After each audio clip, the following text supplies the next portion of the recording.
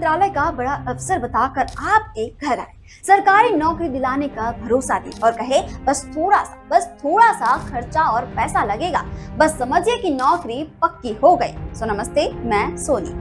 ऐसा ही हुआ है दुर्ग में, जहां 25 लोगों से करीब 45 लाख रुपए ठग लिए गए। ग्राम चिरचार के संतराम देशमुख ने 2 जुलाई 2022 को पुलिस में शिकायत दर्ज कराई। उसने बताया कि भेषराम देशमुख और उसका बेटा रविकांत और उसका साथी अरुण मेश्राम खुद को मंत्रालय का बड़ा अफसर बताते थे। उन्होंने कहा कि हम मंत्रालय में हैं, हमारी बहुत जान पहचान है, तुम्हारी पक्की नौकरी लगवा देंगे, बस 5 लाख रुपए हमें दे दो।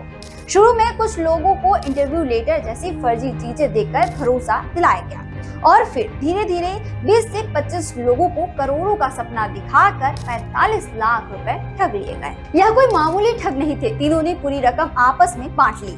अरुण मेश्राम ने तो अपने हिस्से के पैसों से कांकेर में 15 लाख रुपए का प्लॉट खरीदा और पिछले 3 साल से इसी ठगी के पैसों से खर्च चला रहा था। भेषराम और रविकांत दोनों बाप बेटे पहले ही गिरफ्तार हो चुके हैं, लेकिन अरुण फरार हो गया।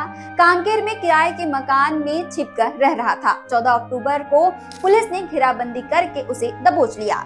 गिरफ्तारी में प्लॉट का एग्रीमेंट और 4,000 रुपए कैश बरामद हुआ। पूछताछ में अरुण ने कबूल किया कि हाँ, हमने लोगों को सरकारी नौकरी का झांसा देकर उनसे पैसे ठगे थे और हमने पैसे बांट लिए। अब पुलिस यह पता लगा रही है कि कितने लोग इनका शिकार हुए और ठगी की रकम से और कौन कौन सी संपत्ति खरीदी गई। कितने लोग आज भी नौकरी के नाम पर ऐसे ठगों के जाल में फंसते जा रहे हैं। सरकारी नौकरी की चाह सपनों को तोड़ देती है और जीते जी बर्बाद कर देती है। ऐसे ठगों से सावधान रहें और शॉर्टकट से दूर रहें। सक्सेस का कोई शॉर्टकट नहीं होता। छत्तीसगढ़ से जुड़े और अपडेट्स के लिए आप देखते हैं वयम छत्तीसगढ़।